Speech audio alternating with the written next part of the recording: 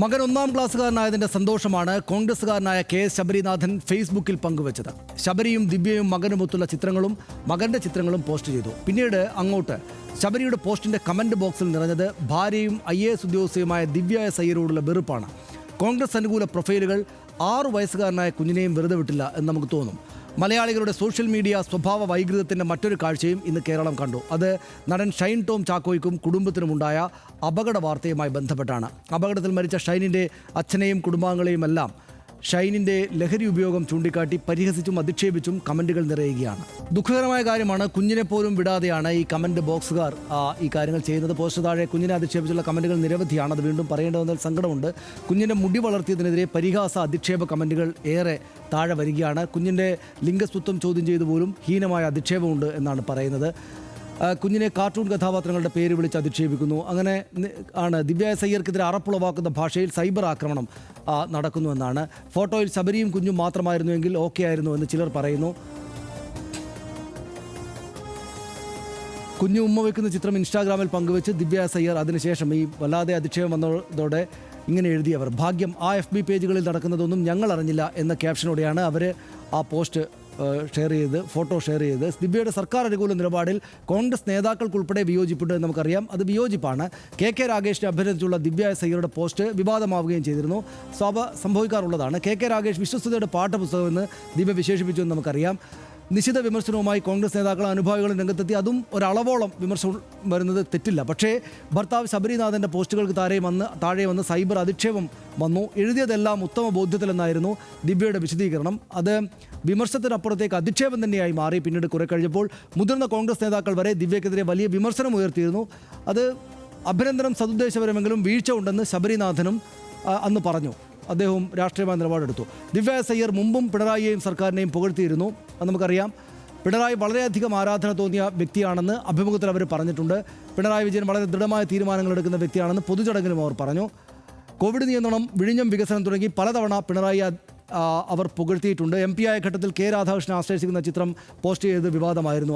ആ ഘട്ടത്തിൽ ചലച്ചിത്ര അവാർഡ് ദാന ചടങ്ങിനെത്തി പാട്ട് പാടിയപ്പോഴും സൈബർ ആക്രമണം ഉണ്ടായിരുന്നു. പക്ഷേ ഇതെല്ലാം മറികടക്കുന്ന പോലെയായി. ഷൈൻ ടോം ചാക്കോയുടെ കാര്യവും നമ്മൾ കാണുന്നുണ്ട്. ഷൈൻ ടോം ചാക്കോയുടെ അപകട വാർത്ത അങ്ങേയറ്റം ദുഃഖകരമായ വാർത്തയ്ക്ക് താഴെയും വ്യാപക അധിക്ഷേപ കമൻറ്റുകളാണെന്നത് ദുഃഖകരമാണ്. അപകടത്തിൽ മരിച്ച ഷൈൻ്റെ പിതാവിനെ കുറിച്ച് വരെ മോശം കമൻറ്റുകൾ വരുന്നു എന്നത് നമുക്ക് അങ്ങേയറ്റം അപമാനം ഉണ്ടാക്കുന്നതാണ് എല്ലാവർക്കും. ഡ്രഗ്സ് ഉപയോഗിക്കുന്ന ഷൈൻ അപകടം അർഹിച്ചതെന്ന് ചില ആളുകൾ പറയുന്നു.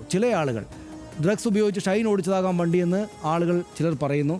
ഇതൊന്നും ഒരു പൊതു കാര്യമായിട്ട് നമ്മൾ എടുത്തില്ലെങ്കിൽ പോലും ഹർഷൻ, ഇത് അങ്ങേയറ്റം രോഗാതുരമായ മനസ്സുകളുടെ പ്രതിഫലനമാണ് ഇങ്ങനെ വന്നുകൊണ്ടിരിക്കുന്നത്. ഇപ്പോൾ ദിവ്യ എസ് അയ്യരെ വിമർശിക്കുന്നതിൽ എന്തെങ്കിലും പിശകുണ്ടെന്ന് വിചാരിക്കുന്ന ആളല്ല ഞാൻ. വിമർശിക്കാം.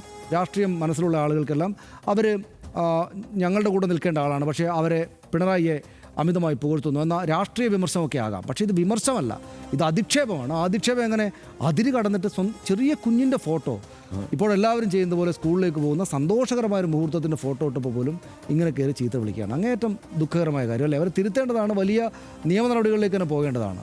തീർച്ചയായും. സത്യത്തിൽ നമ്മൾ മറ്റൊരു തരത്തിലാണ് RDXൽ കാര്യങ്ങളുടെ ചർച്ചകളെ കൊണ്ടുപോകാറ്. പക്ഷേ ഇന്നിപ്പോൾ ആദ്യത്തെ വിഷയത്തിൽ നമ്മൾ പറഞ്ഞല്ലോ, നിലമ്പൂരിലെ വിഷയത്തിലായാലും അത് ഈ രാഷ്ട്രീയ പാർട്ടികൾക്ക് അപ്പുറത്ത് അതിൽ സോഷ്യൽ മീഡിയയിൽ ഇതിനെ ഏറ്റവും വലിയ വിദ്വേഷ പ്രചാരണത്തിൻ്റെ ഒരു ഇടമായി കൈകാര്യം ചെയ്യാൻ ശ്രമിക്കുന്ന ഒരു വലിയ സംഘമുണ്ട് എന്നുള്ളതാണ് പ്രശ്നം. അപ്പോൾ അവരവിടെ പറയുന്ന കാര്യങ്ങൾ നമുക്ക്, അതായത് സാധാരണ മനുഷ്യനങ്ങ് എടുക്കാൻ പറ്റില്ല. പ്രത്യേകിച്ച് കേരളത്തിൽ നിന്നുകൊണ്ട് ഈ രീതിയിലാണോ ഒരു പരിഷ്കൃതനായ മനുഷ്യൻ ഈ സാഹചര്യത്തെ ഈ കാര്യങ്ങളെ കാണേണ്ടത്? ഈ ചിന്ത ഇങ്ങനെയാണോ പോവേണ്ടത് എന്നുള്ള വലിയ ആശങ്ക നമുക്കുണ്ട്. കാരണം നമ്മൾ നേരത്തെ പറഞ്ഞതുപോലെ ഇപ്പോൾ ഹിന്ദു മുസ്ലിം വിഷയം ആ നിലയ്ക്ക് കൈകാര്യം ചെയ്യുന്ന അവധികളെ ആ നിലയ്ക്ക് അവതരിപ്പിക്കുന്ന ഒരു വിഭാഗത്തെ നമ്മൾ ഒരു ഭാഗത്ത് കാണുന്നുണ്ടെങ്കിൽ ഇപ്പുറത്ത് വന്നിട്ട് ഈ കൊച്ചു കുഞ്ഞിൻ്റെ നമുക്കിപ്പോൾ കണ്ടാൽ ഓമനത്വവും സന്തോഷവും ഒക്കെ തോന്നുന്ന, ഓരോരുത്തർക്ക് ആ നിലയ്ക്കുള്ള വികാരങ്ങളൊക്കെ തോന്നുന്ന ഒരു ചിത്രം അവരും പങ്കുവയ്ക്കുന്നത് എങ്ങനെയായിരിക്കും? അവരിപ്പോൾ വലിയ ഒരു IAS ഉദ്യോഗസ്ഥ എന്ന നിലയ്ക്കോ വലിയൊരു രാഷ്ട്രീയ നേതാവ് എന്ന നിലയ്ക്കോ ഒന്നും അല്ല അവിടെ പ്രവർത്തിക്കുക. ഒരു അമ്മയും അച്ഛനും അവരുടെ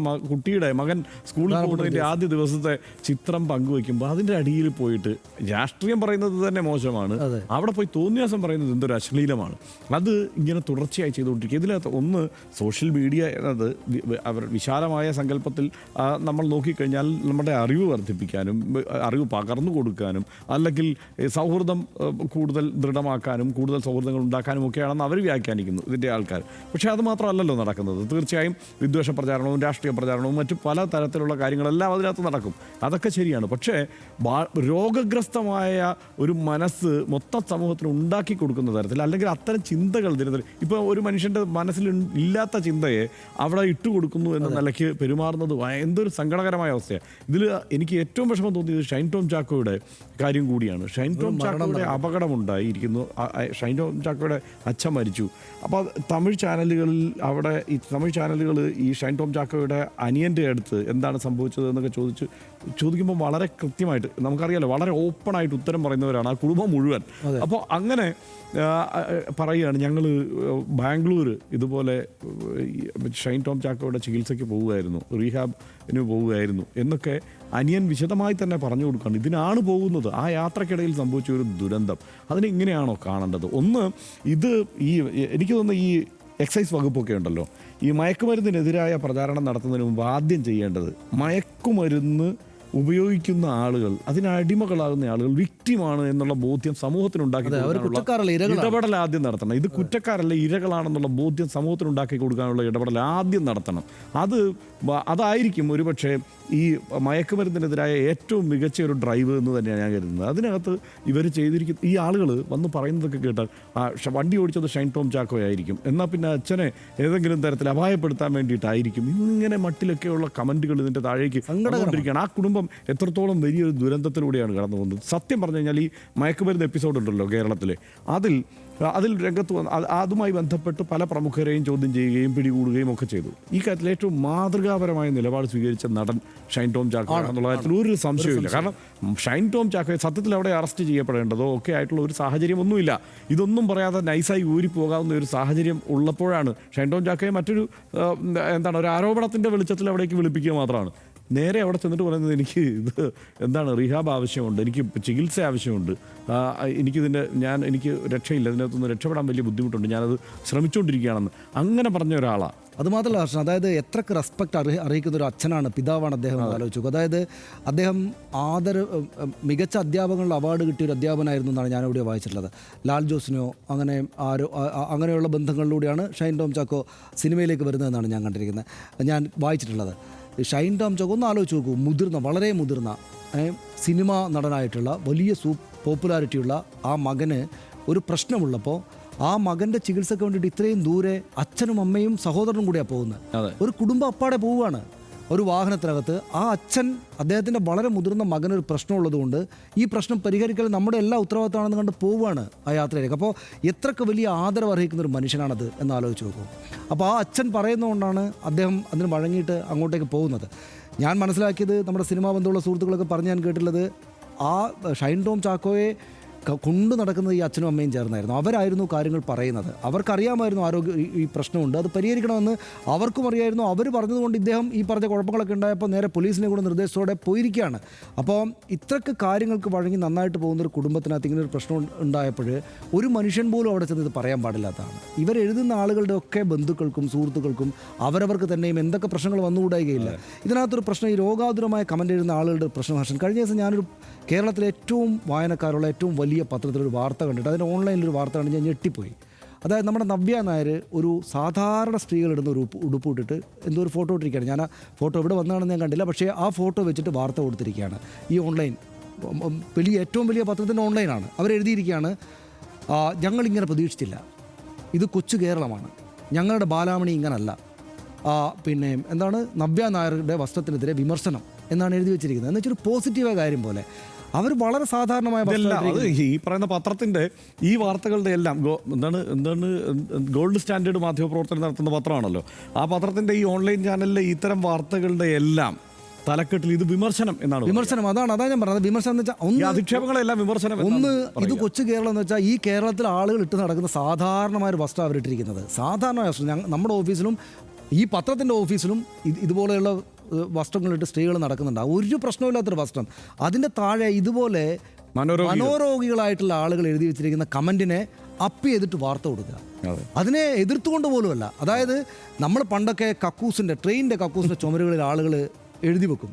ആ എഴുതി വെക്കുന്നത് പത്രം വാർത്തയാക്കാറുണ്ടോ?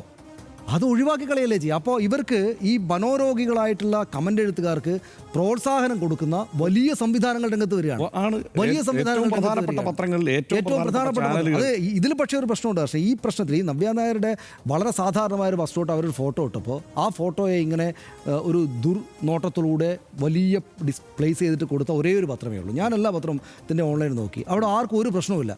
എന്ന് മാത്രമല്ല, ഈ പത്രത്തിൻ്റെ താഴെ, ഈ വാർത്തയുടെ താഴെ കമൻറ്റ് ബോക്സിൽ മുഴുവൻ ആളുകൾ എഴുതിയിരിക്കുന്നത്, നിങ്ങൾ എന്താണ് ഈ ഈ വസ്ത്രത്തിന് എന്താ കുഴപ്പം എന്താണ് അവർ ചോദിക്കുന്നത്? ഈ വസ്ത്രത്തിന് എന്താ കുഴപ്പം?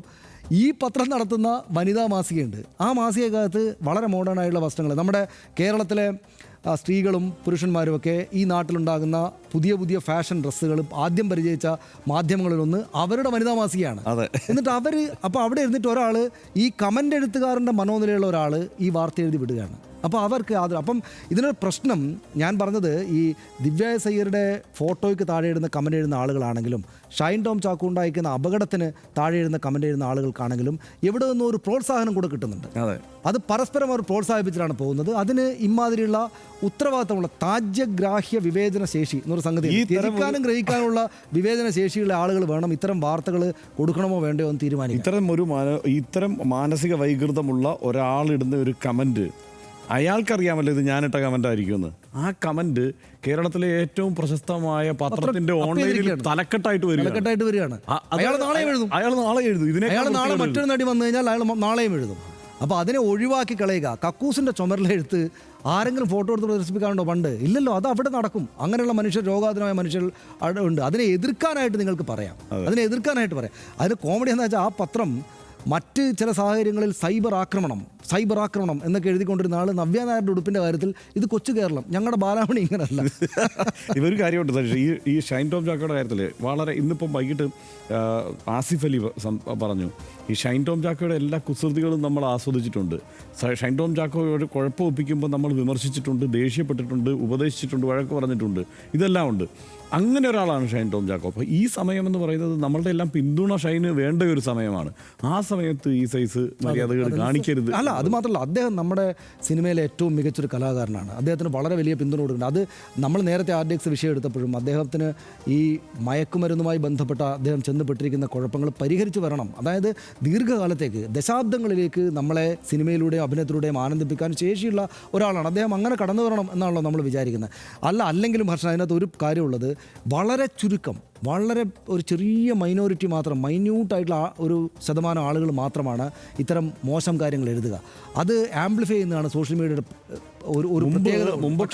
അതിനെ ആളുകൾ ഒരു പരിധിയിലപ്പുറത്തേക്ക് ഇങ്ങനെ സംഭവിക്കുന്നു എന്ന് പറഞ്ഞ് ഇത്തരം മാധ്യമങ്ങളൊക്കെ വരുന്നതാണ് വലിയ പ്രശ്നം. അല്ല, ചില യൂട്യൂബ് ചാനലുകളൊക്കെയാണ് ആദ്യഘട്ടത്തിൽ ഇതുപോലുള്ള പരിപാടി ഒപ്പിച്ചുകൊണ്ടിരുന്നത്. എന്ന് പറഞ്ഞാൽ ചില മഞ്ഞ എന്ന് വിശേഷിപ്പിക്കാവുന്ന ചില ഓൺലൈൻ മാധ്യമങ്ങളാണ് അതിൻ്റെ തലക്കെട്ടായിട്ട് ഈ രീതികളിലൊക്കെ കാര്യങ്ങൾ കൈകാര്യം ചെയ്തുകൊണ്ടിരുന്നത്. അപ്പോൾ അതിനൊരു ട്രാഫിക് ഉണ്ട്. മനോരോഗികൾ ഒരുമിച്ച്, അല്ലെങ്കിൽ ഈ മനോവൈകൃതമുള്ളവർ ഒരുമിച്ച് അതിൻ്റെ പിന്നിൽ കൂടും എന്നുള്ള ബോധ്യമുള്ളത് കൊണ്ട് ഈ ഒന്നാമത്തെ പത്രവും രണ്ടാമത്തെ ചാനലും ഒക്കെ അവരുടെ ഓൺലൈനുകളിൽ ഈ സൈസ് മനോരോഗം കൊടുത്തു തുടങ്ങി എന്നുള്ളതാണ് പ്രശ്നം. അതിൽ അവരുടെ ഒന്നാം സ്ഥാനം എന്നത് കുറേ കൂടി ഉത്തരവാദിത്തമുള്ള പരിപാടിയാണെന്ന് അവരെ തന്നെ ബോധ്യപ്പെടേണ്ടതാണ്.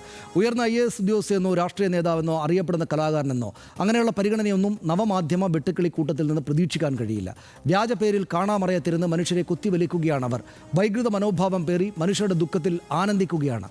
ഒട്ടും സാമൂഹിക ആരോഗ്യമില്ലാത്ത അപരിഷ്കൃത ഇടമായി ഒരു ന്യൂനപക്ഷം ആളുകൾ സാമൂഹിക മാധ്യമങ്ങളെ മാറ്റിത്തീർക്കുകയാണ്. ആ ചുരുളിയിൽ ഇന്ന് പെട്ടുപോയ 2 പേരാണ് ദിവ്യ എസ് അയ്യരും ഷൈൻ ടോം ചാക്കോയും.